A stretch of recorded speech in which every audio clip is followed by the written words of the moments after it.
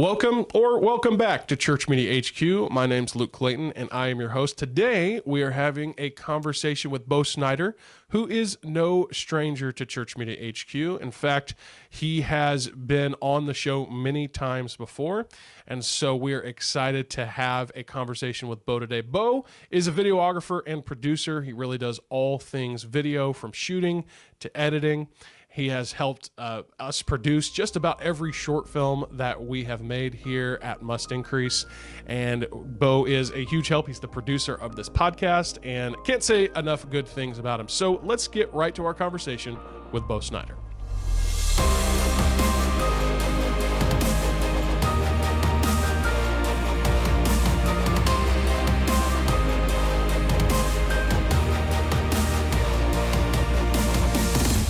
Into talking about cameras, though, you know,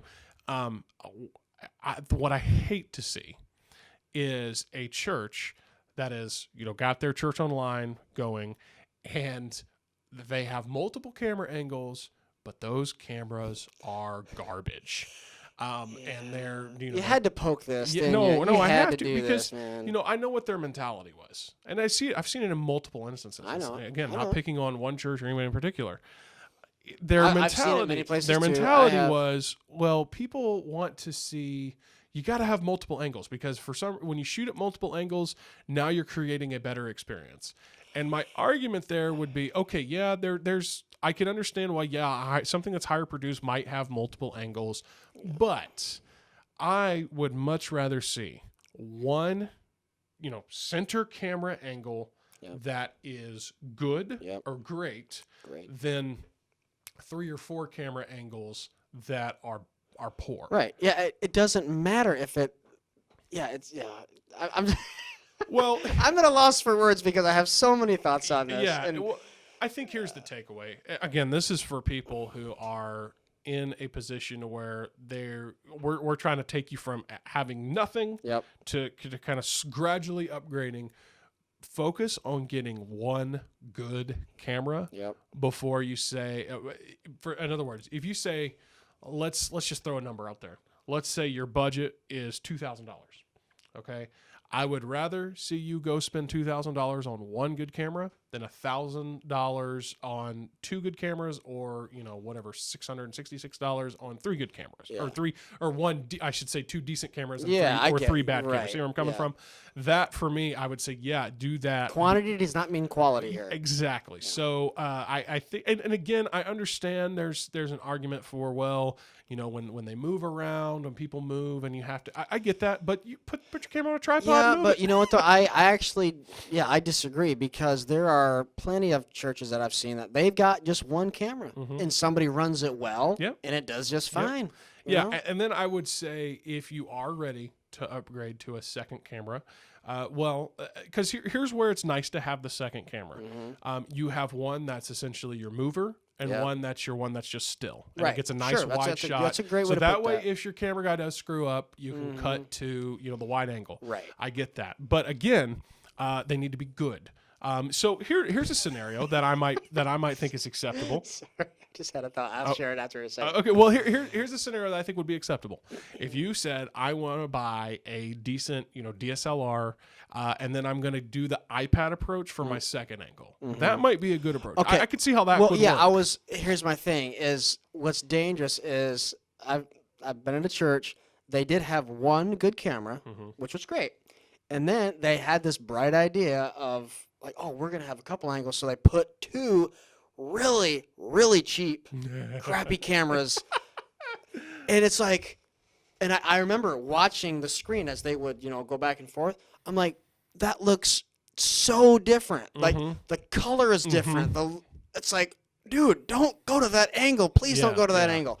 And they just thought it was the greatest thing because, it's a different angle of the auditorium. It's like, but it looks like it just got dragged through the mud and the rain. Yeah, it's like, that's a horrible shot. Don't use that shot. So it's, once again, like, one is actually fine. Yeah. One good quality is better than 2 or 3. Like, exactly. Well, totally on board with that. Yeah. So that's, and then as you upgrade though, don't do that. Don't be, well, we have one good camera, so let's get 2 bad cameras. Yeah. No, you always upgrade to a night. Your camera, your second angle needs to be of equal quality Yes. to your original angle. Yeah. If you go to any church that they know what they're doing, they've done this a while. When they upgrade their cameras, they don't. Let's say they've just for numbers, they got 5 cameras. That's a lot for a church. Let's say they got 5. They don't upgrade one at a time. No. They don't have one camera. Oh, this one's 8 years old. This one's brand new. It's like no. They wait until we are going to upgrade all of them, all at the same time, and then they have 5 to do something else or sell them or whatever. But it's just that consistency because people will notice that right away. It's like, oh, that's the Yep. So Exactly. and once again, I know there are budget restrictions. We've talked about budgets and churches do not spend the money that they should on this kind of stuff, and I get that. We've both been the media guy at a church. We know what it's like. We know what it's like. It's like pulling teeth to get people to buy things that are, high quality sometimes. So I get that. To the guy out there listening, do your best. I know it's tough. I feel for you. I really do. But if you just have one camera, you can make it work. I promise you can with a little work. And then if we've talked about this before, also you prove yourself with one, then your chances of getting more stuff is better in the future. Exactly. And again, bringing it back to, though, that's the thing about cameras. It technically is the lowest priority on the list of these different elements, the lighting and the audio, but it is the most expensive. It's the most Usually expensive piece of equipment. Yeah. And so here's what I would say. Let's throw that just random number out there. If somebody says, well, I'm going to give you $2,000, which, by the way, pastors, people that are in charge of budgets, that is nothing. I'm throwing out a very low number on purpose because this is a very real scenario I see. If somebody says, if you do, they say, hey, you got a budget of $2,000 to basically set up a way for us to, record our services. Okay, then I would say do not blow all $2,000 on one camera or even multiple cameras. Nope. To start, because that's the thing, you can get lighting and you can get audio equipment for a whole lot cheaper. So I would say, okay, let's at least earmark $300 to $400 for audio and lighting. Then take what's left and get a camera. Even if you have to, what you think, sacrifice camera quality, trust me, it'll be completely worth it. But it is natural for someone who doesn't have a lot of experience in that space. When they think live stream, they automatically think the camera does all of the work. Yeah, and it does. So I get that. Their mind just naturally says, oh, expensive camera. And a lot of times you think, it's not the first priority. Always. Exactly. A lot of times you think, well, if I buy this expensive camera, it'll be then cool. I'm paying $2,000 for it. It should do everything. No, they won't be able to hear it, but it'll be a good picture. Exactly. So I think I remember one time somebody asking us about. They said they kind of that scenario. They said, I got this much money to spend, and we kind of said, well, don't blow it all on cameras. Get some equipment, and they blew it all on cameras. So you can do what you're gonna do, but. Don't blow it all on cameras. That's it. So that's as far as the gear, the production, the equipment needed. And now I do want to take a little bit of time, kind of close out the conversation, to talk about the distribution of it as far as getting it out there. Yeah. So here is a big myth that I like to bust, if you will. All right, bust it. And the myth is this: we have to do a live stream. Yeah. In that we have to do a live broadcast of our service in real time. Now, backing up to where we were talking about with Josh Ermler and him creating a true phygital experience like that, where it was truly Zoom and interactive. Yeah. That to me is that's awesome. Yeah. But I do understand that's not super doable for a lot of people. No, that's and it's not. And again, it's all about your model. It goes back to that. What works best for you as far as your church or model. And so I can honestly say that is probably not a very realistic approach for most churches out there. Okay. So then you're going to have to go with, okay, we're truly just kind of broadcasting the one way. Okay. Yeah. Again, I think you should come up with other alternatives to create that two-way conversation. Yeah. But for your main, weekly worship experience, okay, we're going to do this as a one-way thing where we record it, put it out there. Right. What everybody thinks, and this is why we see the guy shooting all his chins with his phone going directly to Facebook Live, because there's something in our minds that has said we've equivocated the online worship experience with live stream. We basically believe they're the same thing, and they have to be the same. Yep, that's true. And it's not. You can actually distribute your service. You can get it out there, and you don't actually have to do a real-time live stream. And there's a lot of advantages of doing that way. Now, there's a lot of people who do a real-for-real live stream. Okay, and that's cool. I mean, there's nothing wrong. Again, there's nothing wrong with that, taking that approach. However, you have to be equipped to do it. You have to do it well, do it right. So the biggest thing to think about here is once you've got all of your equipment set up and all that's nice, we're beyond that. The biggest thing to think about here, the biggest factor is bandwidth. And bandwidth is something that, live streaming takes a lot of bandwidth. I mean, I'm talking about internet bandwidth, your internet speed. And here's the biggest risk you take with doing live stream is, okay, well, there's so many potential problems, but okay, for whatever reason, Comcast, Spectrum, whoever your internet provider is, man, their network's pretty bogged down today, and so now we're not really broadcasting. We're even broadcasting bad quality, or if it's cutting out, and because you're basically at the mercy of the internet, and you're uploading content. And that's going to a server, YouTube, Facebook, or, something else that you might be using for your, for that service. And then it's being downloaded simultaneously. Now, once it gets to, if you will, YouTube, Facebook, the server, it's kind of in their hands. Okay. It's their responsibility to make sure everything's seamless from that point up. But you've got to get it there. Yeah. And when you're doing the live stream, you're pushing it there in real time. So if you have weak bandwidth, or for whatever reason, your like I said, your internet's slow that day, well, it doesn't matter because Facebook, YouTube, they've got it together. All right, their servers, they got it together. Oh man, yeah. But it doesn't matter if you can't send them a strong signal, or if you can't upload the content sufficiently, they can't distribute it sufficiently. They're just basically going to push out whatever you're sending them. Right. So if there's anything in that bandwidth that's interfering with the quality, making it pixelated, making the audio bad, whatever it may be, again, you're just kind of at the mercy of your upload speed. Yeah, I'm going to throw this out there. Several churches use Wirecast. Yeah, Wirecast. Yeah, Wirecast, and I know it's cheap. I don't think it's free. I know it's cheap. I know at one time they had a free version. I don't know. Okay, maybe they do still have a free version. But and an equivalent for those out there is there's one called OBS. It's basically the same function. It's a free version of what you're talking about. Okay, well we started out with that, and like you were just saying, you were at the mercy of whatever your Wi-Fi was at that moment. Yeah. And there were certain times it's like, oh, can't connect. And, we know Wi-Fi can be fickle and things.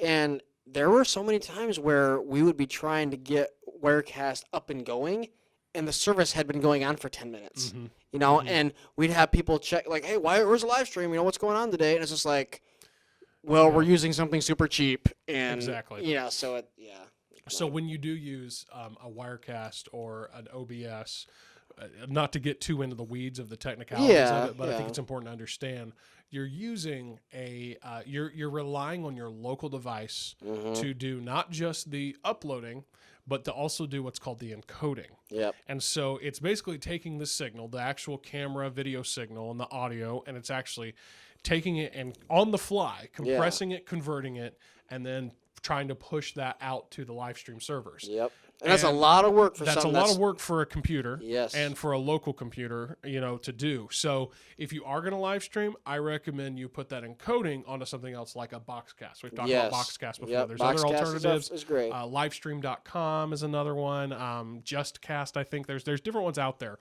But basically what that does is it says, you give me the and Boxcast is pretty amazing because it's literally like it's even getting better. It's literally a little box that you plug an HDMI cable into, and you plug an internet cable into the other side, and that little box does all the work. Yeah, and it's pretty amazing. It's great. But because Boxcast is communicating, through the internet, they're communicating with that directly. So they're basically saying, you give us your feed, your audio video feed. Yes. We're going to take care of the encoding.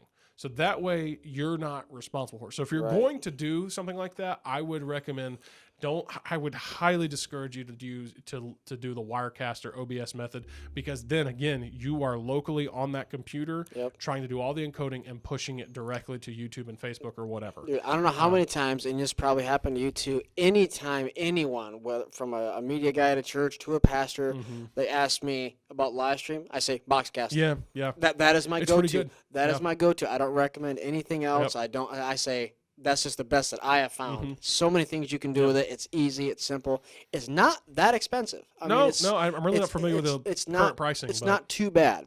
So just to have that extra layer of,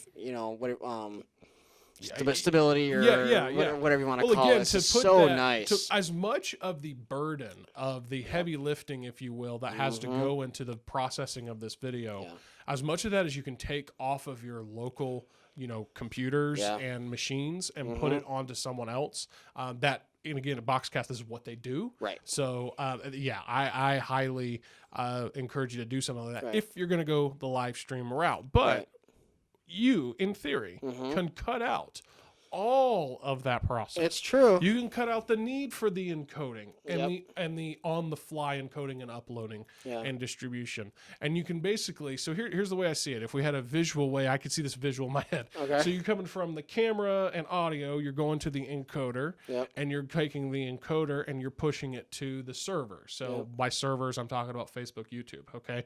And this is an oversimplified way of explaining it. Okay. So again, when you're live streaming, you're doing camera, encoder, server, devices, okay, to the devices that are actually watching it, okay? That is a lot. That's a lot going on. That's a lot of moving parts, if you will, technically. Yeah. What if there was a way where you could cut out the camera to encoder to server and just go directly to server then to devices? Yeah. And you cut out this encoder, you cut out the need for it to, capture from the camera to the encoder. You cut out all this because this is where things go wrong. All those, The capturing, encoding, and uploading on the fly. Everything between the camera and the person watching it. That's like I said, to the server. I would say once it gets to the YouTube, Facebook server level, like I said, they got their act together. It's on them. You're right. It rarely, if ever, goes down or anything. So the difficult part is everything in between that server, or YouTube, Facebook, whatever it is, and the camera.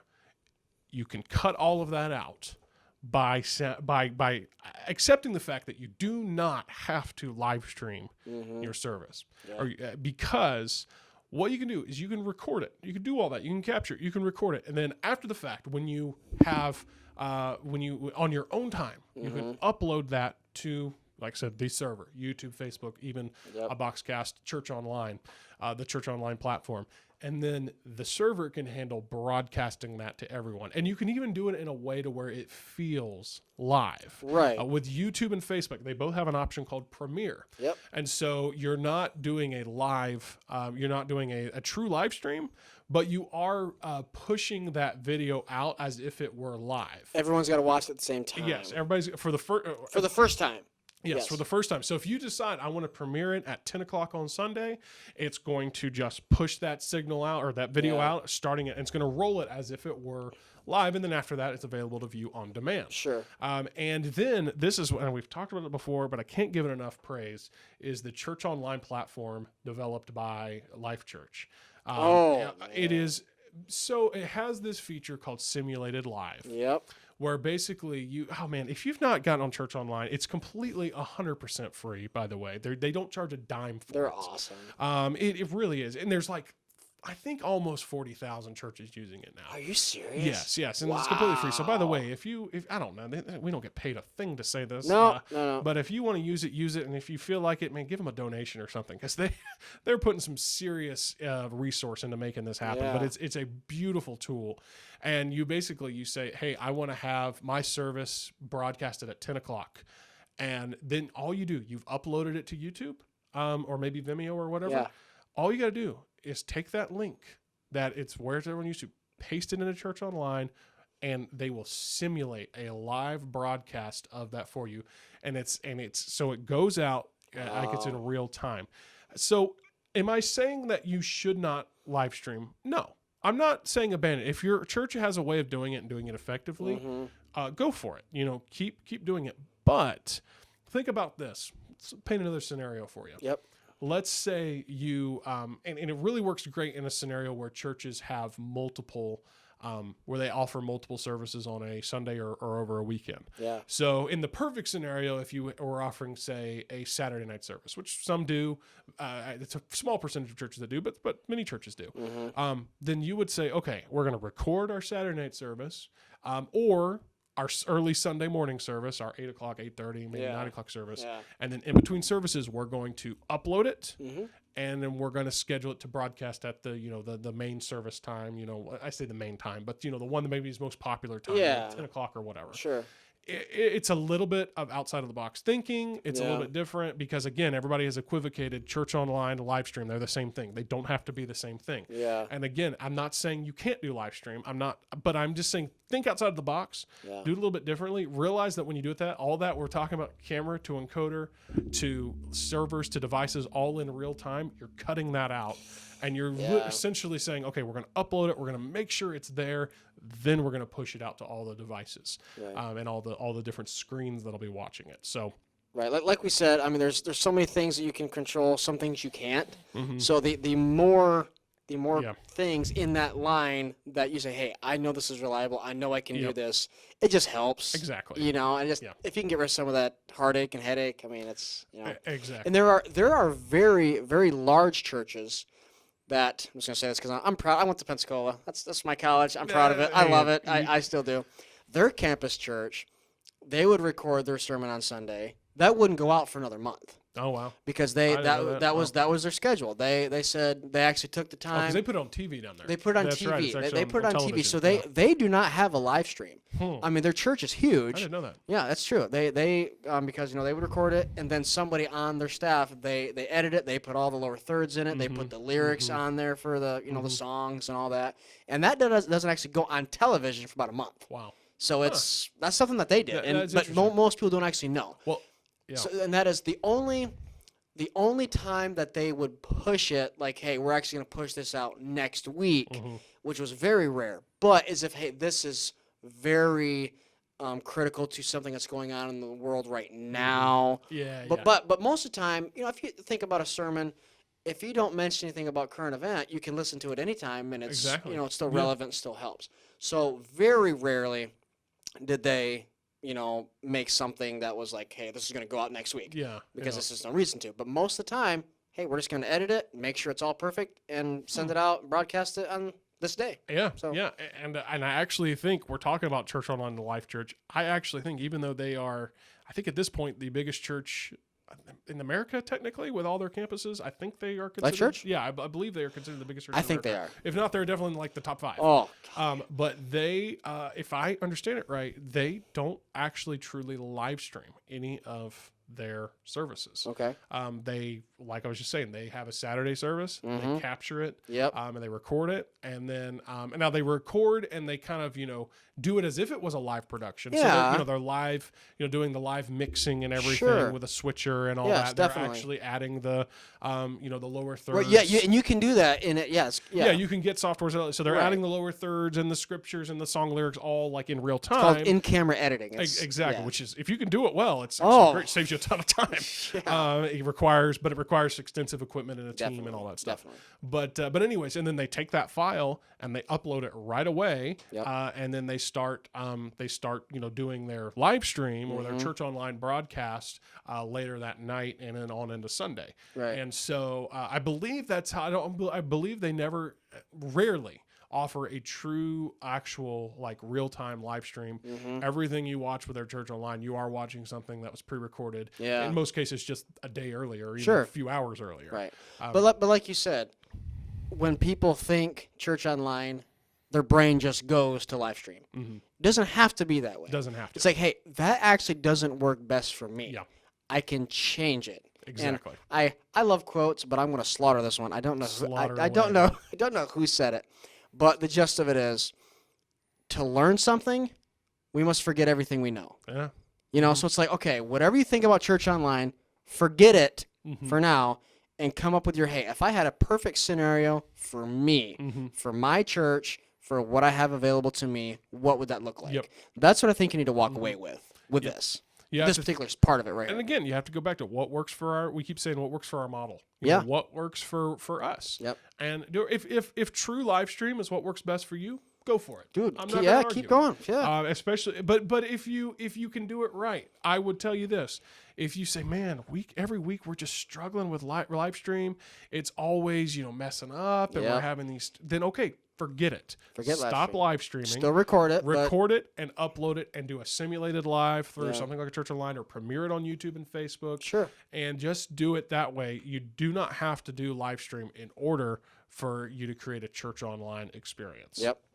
And that's, again, something that I've been really fascinated by. Yeah. Because, for the longest time, I thought, well, I did. Yeah, I quit same live thing. stream at Church Online. Of course, same. And then, I started to do more studying. I was like, wow, you really don't have to. So, well, man, we have covered a lot in our conversation. Yeah. And, man, this has been really good. I miss having you behind the mic as much as you used to be, but you'll be on again for sure. I'll be on again. I'll come back. Here pretty soon.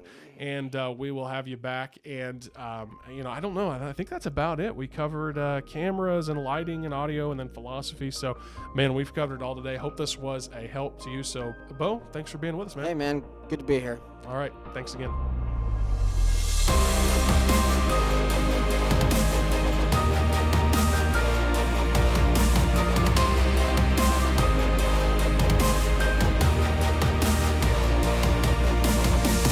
Well, thanks again for joining us here at Church Media HQ. We hope that you'll take a moment to subscribe wherever you're listening or maybe watching this content. We're available on all podcast platforms, Apple Podcasts, Spotify, Google Play, and many more platforms beyond that. Also, if you're watching on YouTube, you can subscribe to our YouTube channel so that whenever we drop new episodes or new content, you will be notified. And you can also like this video on YouTube or even on Facebook, and that is a huge help because it helps the content get seen by other church leaders like you. And we are grateful every time you join us for our episodes and the new content that we drop, and you hope you will continue to join us in the weeks ahead. Well, as always, I want to challenge you this week. Try something new. Just try something.